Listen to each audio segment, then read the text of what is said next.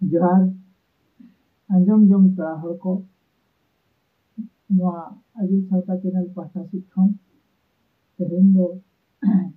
आमेटे अनोहे लेया बुना इंगे सर्वेश्वर टुडू और नोआ अनोहे दो अनोहे ना नितुम दो हुयुग कान ताबोना हल हपन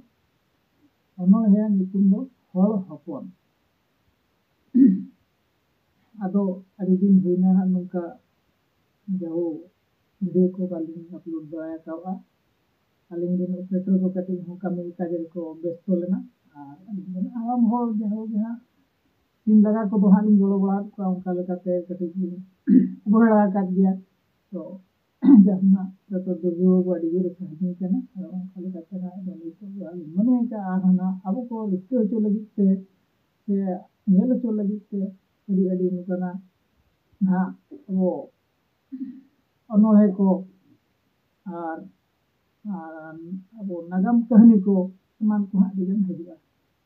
तो अदो ना अड़ी गान बाम बिलुम कते अड़ी ना तो कने अदो इहब लेगे अनोहे अनोहे ना नितुम दो ना मन लई केआ हल हपन हल हपना उहेर बानु हल हपना उहेर बानु मेना ताय रेहो धरम बानु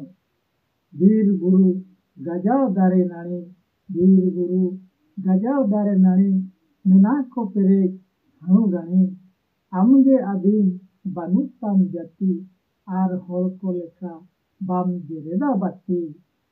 कुकमु गेताम आमा कहानी सावता रेगे मेनाय ताम